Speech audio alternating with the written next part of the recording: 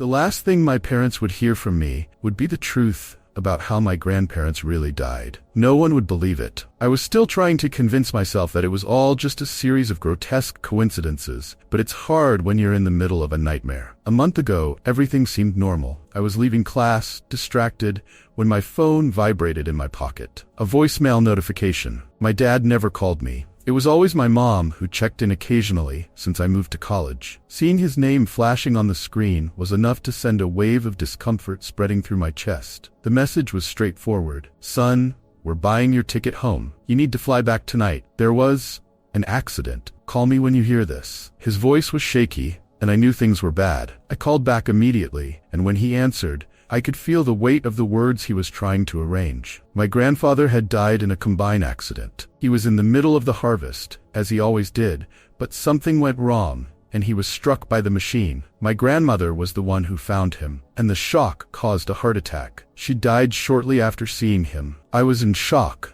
during the flight. My thoughts were scattered, trying to comprehend it all. The plane felt smaller than I remembered, and the sensation of confinement made me restless. I hated planes. Always had, but on this trip, the claustrophobic feeling was multiplied by the urge to move, to smoke, to do anything to avoid thinking about my grandparents' bodies being prepared for the funeral. My mind spiraled around the image of my grandmother finding my grandfather's body. What would she have seen? When the plane finally landed, my dad was already waiting for me at the airport. His expression was weary, something I wasn't used to seeing. He gave me a brief hug and helped me carry my bag to the car. I was anxious to light up a cigarette, something he probably didn't know I did. When we finally reached the parking lot, I pulled out my lighter and lit the cigarette before even putting my bag in the trunk. He didn't say anything about the smoke, just gave a brief nod and commented on the lighter. Cool lighter, he said, handing me what I didn't know he had been fiddling with in his hands. It was a vintage lighter that my girlfriend Ellen had given me a few weeks before. He watched me, but didn't say anything more, as if it didn't matter. No smoking in the car,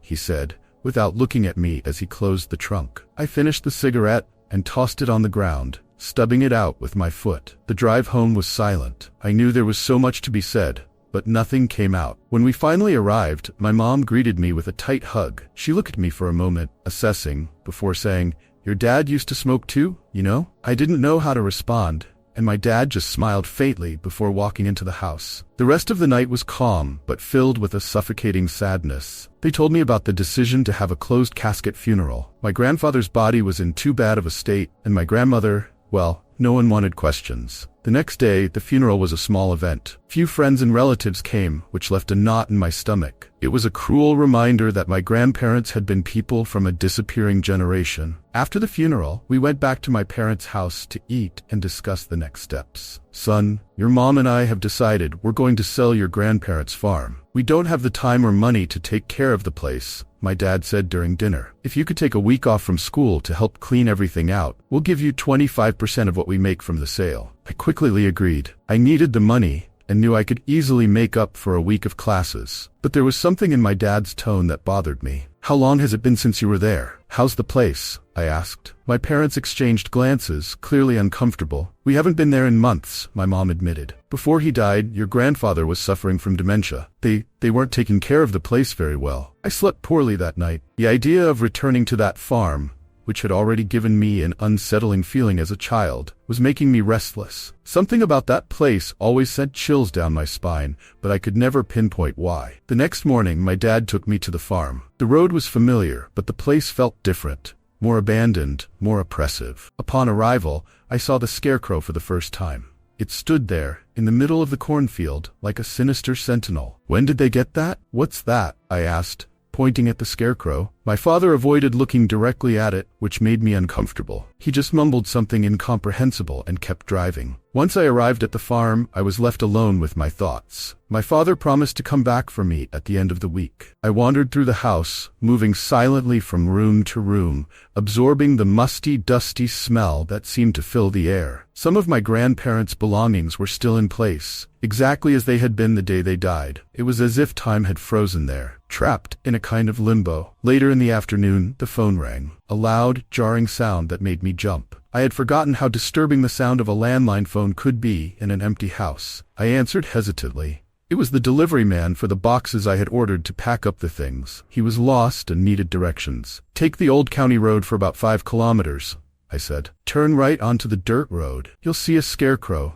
Take the turn there." He thanked me and hung up. I returned to my work, cleaning the kitchen and throwing away food scraps that had been there since the accident. The smell was unbearable. Something, probably the lunch my grandmother had left prepared, was rotting in the middle of the table. I opened the window to let the air circulate, trying to chase away the horrible odor. The sound of wind chimes on the porch was the only noise besides the rustling corn in the field. I allowed myself to relax for a moment, imagining my grandparents sitting on the porch, listening to the same sound while sipping iced tea. That's when I heard the first scream. I froze in the middle of the kitchen, the sound of dishes in the sink suddenly insignificant. The scream sounded distant, yet still distinct, carried by the wind. It seemed filled with pain. Without thinking, I rushed out the back door and approached the cornfield. The dry stalks swayed in the wind, resembling more of a curtain than a crop. "Hello," I shouted, but there was no answer. I began walking towards the sound, my feet sinking slightly into the soft earth. The corn felt like a moving wall, blocking my view with each step. Every now and then, a gust of wind would create a clearing among the stalks, allowing me to see something in the distance. A figure,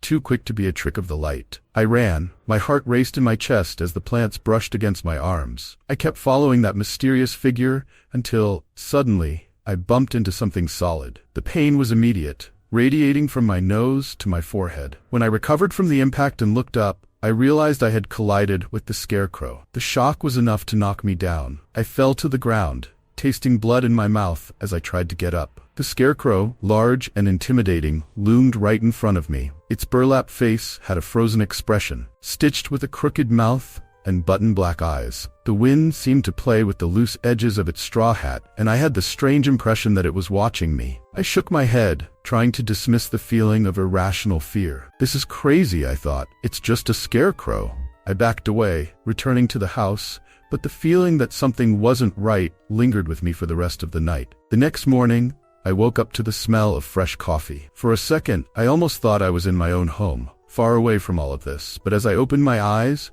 the harsh reality set back in. I was at my grandparents' farm. The kitchen, covered in dust and empty, had no coffee brewing, nor any sign of life. I would have to make a cup myself to keep me awake, but the memory of the scarecrow made me hesitate. After cleaning my nose with toilet paper and making a makeshift bandage with a Band-Aid, I headed down to the kitchen. As I prepared the coffee, the image of the scarecrow continued to haunt me. The way it seemed to have moved, or how I thought it had moved, left me unsettled. I was starting to doubt my own sanity. Perhaps it was the stress, the pain of loss, or even the oppressive environment of that farm playing tricks on me. Whatever it was, I couldn't let it take over. I had work to do, and the sooner I organized things and packed everything up, the sooner I could leave. After my coffee, I began to explore the house in more detail. Each room felt like a time capsule, with furniture covered in sheets and a fine layer of dust covering everything. It seemed that no one had stepped foot there in months, and the loneliness of the house was almost suffocating. The old photographs on the walls and the accumulated trinkets over the years only intensified the feeling that the house was trapped in a forgotten past. I started packing objects in the office, the place where my grandfather spent most of his time before his health began to decline. The room was filled with papers, receipts, and a series of letters that my grandmother had carefully kept. As I was sorting through things, I came across a handwritten letter that caught my attention. It was a letter from my grandmother to my father, written just a few months ago. The words were shaky, almost as if she had written it while feeling nervous or scared. The letter said, "Son, I hope you receive this letter soon. I've been trying to call, but it seems I always miss the opportunity to speak with you. We need help here. Your father isn't well. He has become increasingly obsessed with that thing in the field. I can't sleep at night without worrying about what he might do. He believes the scarecrow is alive, that it's the reason our harvest was so good this year, but I fear he's losing his mind. He says the scarecrow won't let him harvest the corn. I need you to come here. I'm scared." Reading the letter sent chills down my spine. My grandmother, a woman who had always been strong and practical, was desperately asking for help, but never received a response. My father had never mentioned this letter, and now everything seemed to make a strange kind of sense. If the Scarecrow was indeed involved in some way with my grandparents' deaths, my grandfather might have become obsessed with it before his accident. But how did this connect to reality? Was it just dementia, or was there something more? With the letter still in hand, I felt a shiver run through me. I needed to stay rational. The most likely explanation was that my grandfather's behavior was a result of his advancing illness, and my grandmother, already elderly, was simply frightened by the sudden change in his personality. I continued packing the documents and belongings in the office. With each new pile of papers I organized, I felt as if I were being watched. It wasn't the kind of discreet observation, but something more intense, as if something or someone was paying very close attention to everything I did. I took deep breaths several times, trying to ignore the growing discomfort, but it was impossible not to feel unsettled. After lunch, I decided I needed some fresh air. The cornfield stretched endlessly with sun-bleached stalks, and the Scarecrow was still there, in the same spot I had seen it before. Although I wanted to keep my distance, something was pulling me toward the field. Perhaps it was curiosity, or maybe an unconscious desire to prove to myself that it was all just imagination. Either way, I put on my boots and went out to investigate more closely. The wind was stronger that day, making the corn sway erratically, their mat like a living mass writhing. I began to walk through the rows, feeling the rustling of the dry leaves brushing against my legs and arms. With each step, the sound of the wind and the leaves made me more anxious, as if something was hidden there, waiting for the right moment to reveal itself. My heart raced as I advanced, and soon I lost my sense of direction. The rows of corn seemed infinite, and the sight of the Scarecrow in the distance only heightened my unease. Finally, I reached it. The Scarecrow was as large and intimidating as I remembered, its button eyes seeming to look directly at me. The stitches on its mouth formed a distorted smile that somehow seemed to mock me. I shook my head, trying to rid myself of that feeling. It's just straw, I thought. Just straw and an old sack. I touched the Scarecrow, feeling the rough texture of the burlap beneath my fingers. The fabric was dirty and stained with age, but there was something strange about it. When I pressed a little harder, something hard shifted beneath the surface of the sack. I furrowed my brow and tried to identify what it was, but the sound of footsteps behind me made me freeze. I turned quickly, expecting to see an animal, but there was nothing. Just the empty field, the corn stalks swaying in the wind. My heart was pounding, and I began to walk back toward the house, quickening my pace. The feeling of being watched returned full force, and I couldn't shake the thought that something was following me, keeping its distance, waiting for the right moment to get closer. When I finally reached the house, my body was covered in a cold sweat. I closed the door behind me and leaned against it, trying to catch my breath. I was acting like a fool, scared of nothing more than an old scarecrow in a cornfield. But still, I couldn't shake the feeling that something was deeply wrong. I decided to continue organizing the house, trying to distract myself with the work. The day passed slowly,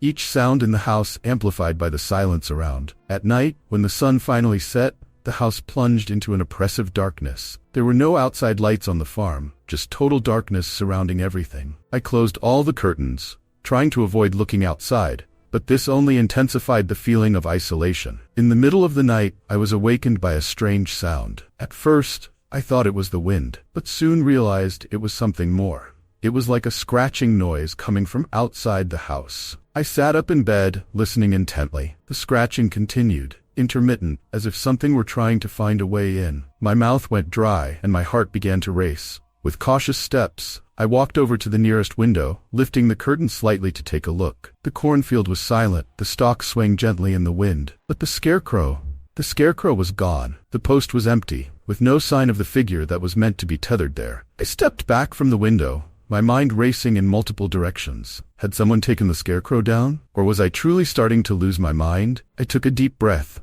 trying to calm myself. Perhaps the wind had knocked the scarecrow over, or maybe some animal had moved it. Either way, there was no reason to panic. But the scratching continued. I grabbed a flashlight and decided to check what was happening. With each step I took down the dark hallway, my breathing became heavier. When I finally reached the front door, I took a deep breath and carefully opened it. The flashlight illuminated the porch, but what I saw made my heart nearly stop. The scarecrow was there, standing in front of the porch, as if waiting for me. Its button eyes glinted in the flashlight's beam, and the stitched mouth looked even more distorted in the dim light. For a moment, I was paralyzed, unsure of what to do. But before I could react, the scarecrow fell to the ground, as if pulled by some invisible force. The wood of the porch creaked, and suddenly I was back inside the house, locking the door behind me. I was breathing heavily, trying to make sense of what had just happened. This was impossible. I needed to get out of that house. But how could I explain this to someone? Who would believe me? Deep down, I knew no one would. And no matter how hard I tried, I couldn't shake the feeling that something was terribly wrong. Something beyond any logic I knew. The sound of creaking wood echoed through the house as I leaned against the door,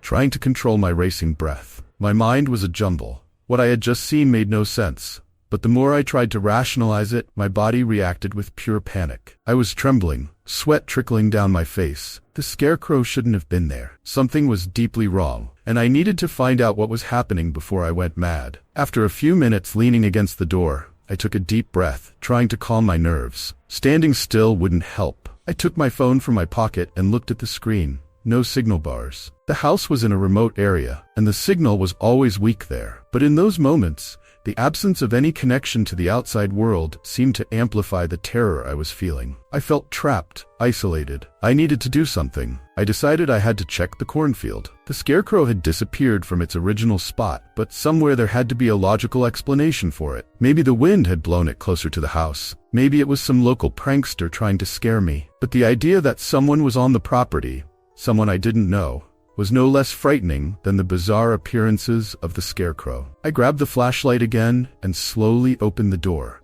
swallowing my fear. The air outside was cold, almost biting, and the night seemed darker than before, as if the sky had sucked all the light from the stars. The cornfield rustled in the distance, the stalks shaking in the wind. The Scarecrow, which had been on the porch, was now lying on the ground, completely still. It was just a dummy, I thought, trying to rationalize what my eyes were seeing. With cautious steps I approached it. The flashlight trembled in my hand, and the light reflected off the poorly stitched seams and the black buttons that formed its eyes. When I got close enough, I crouched down and touched the surface of the burlap. It was still cold and stiff, just as it should be. Nothing there seemed to indicate that the Scarecrow was anything more than a pile of straw stuffed into an old farmer's outfit. But then, why had it been moving? My mind searched for answers. Maybe someone had actually played a trick on me, moving the Scarecrow while I was distracted. But who would do that? The farm was too far from any town for a casual vandal to come here just to scare me. And why go to the trouble of dragging the Scarecrow back to the house when something more direct and obvious could have been done? My heart was racing, and I knew I could no longer ignore that feeling of being watched. I decided I wouldn't stay there any longer. I grabbed the Scarecrow by the straps of its clothes and dragged it back to the field. It felt heavier than before, but I managed to pull it to the spot where I had originally seen it. The wind rustled the corn stalks around me, and the rustling of the dry leaves made me feel like something was about to emerge from among the plants. Once I reattached it to the post, I stood there for a moment, observing. Everything was calm now, almost too quiet. There were no more scratches, no footsteps, no distant screams. The field seemed to have returned to normal, and for a moment I felt almost foolish for being so disturbed. But as I turned to go back home, the lantern caught something shining on the ground, something buried in the earth near the base of the post. I crouched down again, digging lightly with my fingers, and pulled out the object. It was an old, large, rusty key with a strange, antique shape. I stared at it, unsure of what to think. A key? For what? I took one last look at the Scarecrow before heading back to the house, the key firmly held in my hand. There was something there. Something more than just a misplaced Scarecrow. I needed to understand what was happening. Inside the house, I sat at the kitchen table, staring at the key as if it could magically provide me with answers. But nothing came to mind. I couldn't imagine what it could possibly open.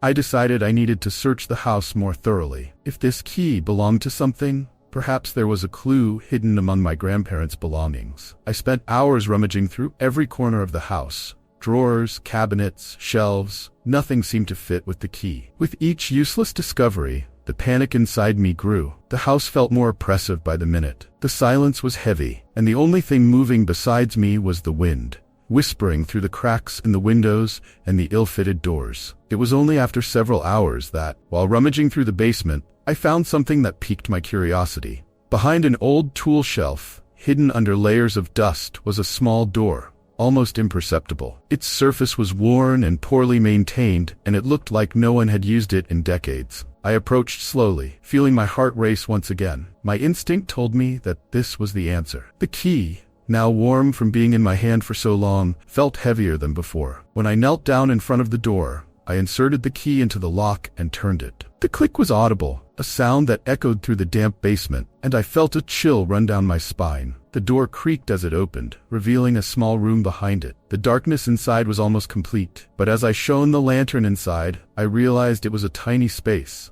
perhaps a hiding spot. The walls were made of old, damp bricks, and there were some shelves filled with old boxes and dusty books. In the center of the room, a small table covered with a cloth caught my attention.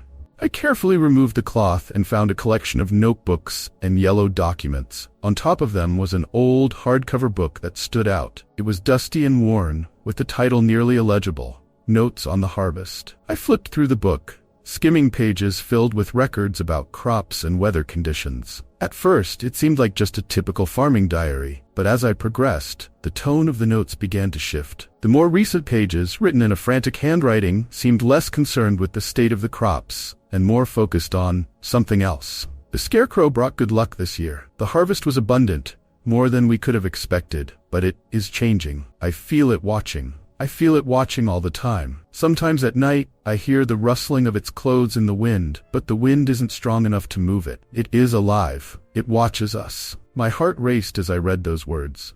My grandfather's last entries in the diary were not rational. They talked about how the Scarecrow had become a presence on the farm, how it prohibited him from harvesting the corn. There were mentions of nighttime visions and mysterious sounds that kept my grandfather awake at night. His obsession was palpable. What disturbed me most was the fact that many of the experiences he described resembled what I had been feeling since I arrived. The Scarecrow, the sounds, the feeling of being watched, everything seemed to be repeating itself. But there was no way any of that could be real, right? Was my grandfather's diary merely the ramblings of a mind deteriorated by dementia? Or was there something deeper at play? My hands trembled as I placed the diary back on the table. Whatever my grandfather had experienced, it was now repeating itself. Yet I still couldn't grasp the reason behind it. What was clear to me was that the Scarecrow was more than just a simple figure made of straw. There was something sinister connected to it, but as much as my mind wanted to leap to a supernatural explanation, I knew the answer had to be rooted in reality. It had to be. I closed the basement door behind me, trying to push away the dark thoughts the diary had stirred. I climbed back into the kitchen, still gripping the lantern tightly. I decided I needed to leave the house. I needed some fresh air to clear my mind. I opened the front door and walked out onto the porch. The wind had picked up now, causing the wind chimes to rattle violently. The sound that had once been almost soothing now sent a chill down my spine. I sat in my grandparents' old rocking chair, trying to absorb the little calm the night had to offer. But as I gazed out at the cornfield in the distance, my eyes couldn't help but drift back to the Scarecrow. It was still there, now in its rightful place in the field. But I couldn't shake the feeling that it was watching. Even though it stood still and inert, the Scarecrow seemed to radiate a presence. I closed my eyes and allowed myself to breathe deeply. This was just my mind playing tricks on me. There was no supernatural explanation. Perhaps what was happening was simpler. Someone was manipulating the Scarecrow to scare me, or maybe even to frighten my grandparents before me. Perhaps the resentful neighbor mentioned in the diary had something to do with this. But somehow that explanation also felt inadequate. I knew there was more to it. I just didn't know what. I sat in the old rocking chair, the cold wind slicing against my face as the wind chimes tinkled in a chaotic rhythm. The corn stalks swayed violently in the field ahead, and I couldn't take my eyes off the Scarecrow. No matter how much I tried to convince myself that all of this was merely the result of stress and my imagination, something inside me knew there was something deeper happening. I glanced at the watch on my wrist. It was already past midnight, and the darkness seemed thicker, pressing down on me. The house, the cornfield, the Scarecrow. Everything felt like it was trapping me in an unbearable cycle of tension. I needed to figure out what was going on before I lost my sanity completely. I decided that the next morning, I would leave the farm and put the place behind me. But before that, I needed to understand what had really happened to my grandparents. I picked up the diary I had found in the basement and began to reread the last entries. Each line seemed more disturbing than the last. My grandfather was convinced that the Scarecrow was alive, that it brought good luck, but also demanded something in return. His words, however, began to take on a more irrational tone,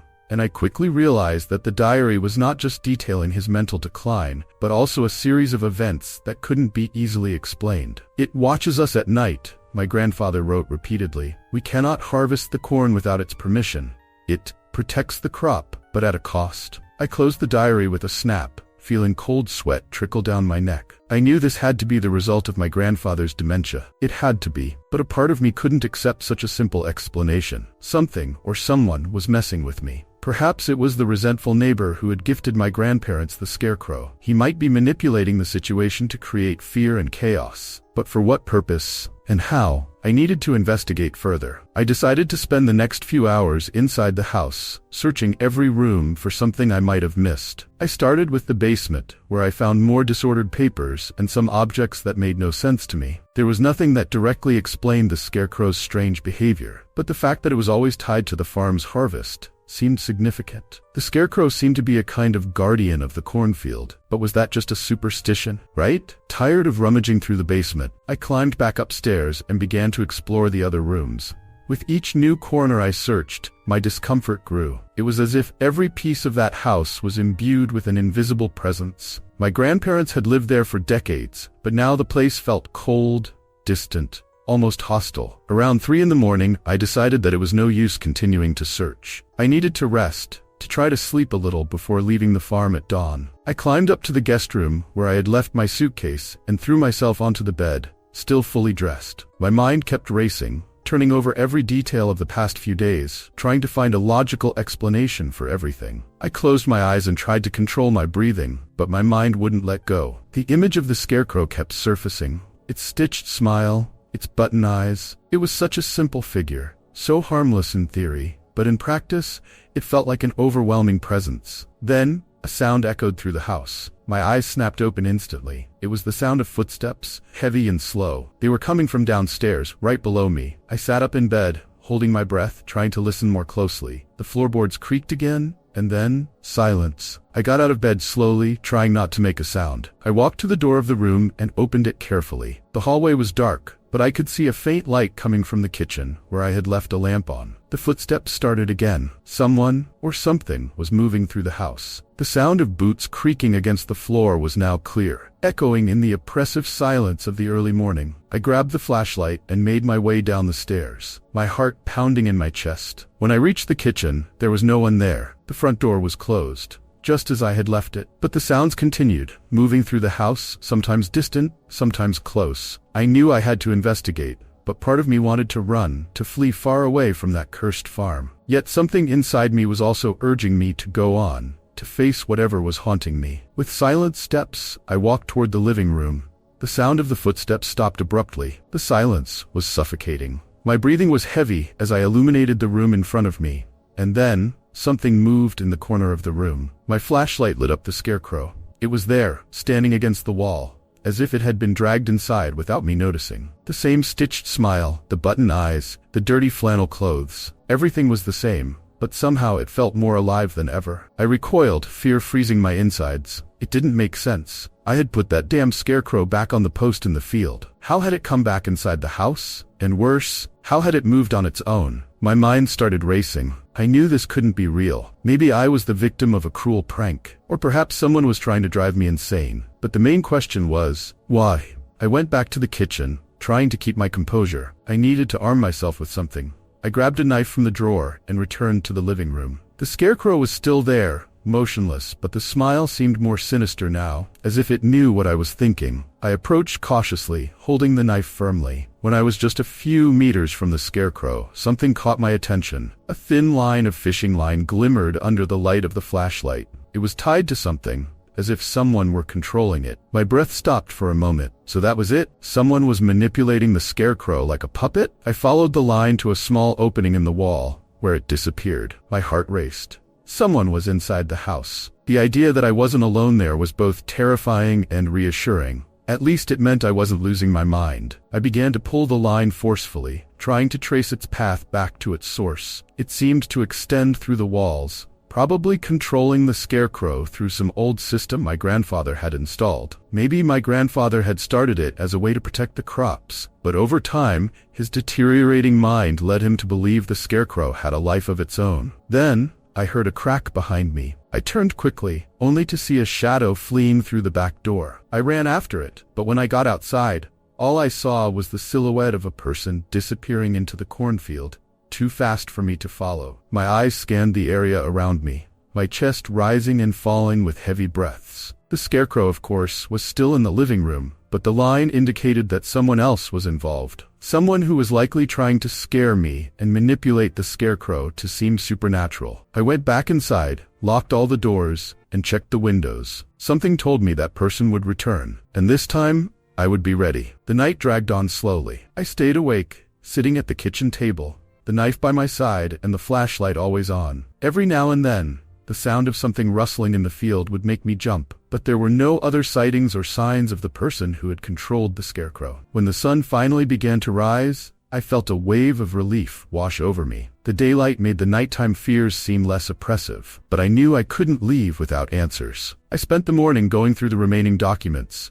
searching for any clues that might tell me who could be behind all of this. It was then that I found a letter, dated a few months before my grandparents' death, from a neighbor, Mr. Barnes. In the letter, he seemed to be apologizing for something he had done, mentioning that he never intended to cause so much trouble. The letter was vague, but the mention of trouble and the fact that he had given the Scarecrow to my grandparents raised more suspicions. Perhaps Mr. Barnes was trying to take revenge on my grandparents over some land dispute or something similar. Maybe he was using the Scarecrow to terrorize them, ultimately contributing to their deaths. I had no concrete evidence, but the connection was there. I knew I needed to investigate more about this neighbor and find out if he had any history of problems with the family. But deep down, I knew I would never have a definitive answer. Part of me would always wonder if there was truly a logical explanation for everything, or if something more sinister lay at the heart of that place. When my father finally came to pick me up, I didn't mention what had happened the night before. He noticed the mark of the Scarecrow in the room, but didn't ask any questions. It was as if we both understood that some things were better left in the past. As we drove away from the farm, I looked out the window at the cornfield. The Scarecrow was back in its place on the post, motionless, yet something about it felt alive. A final shiver ran down my spine. I was leaving that place behind, but I knew something of it would stay with me forever. Because even if there was a logical explanation for everything that had happened, there was also a persistent feeling that, somewhere deep in the field, that Scarecrow was still waiting. And I couldn't shake the feeling that it wasn't completely alone. It seems like you're asking for a text to be translated, but I don't see the specific text that needs translation. Please provide the text you'd like me to translate, and I'll be happy to assist.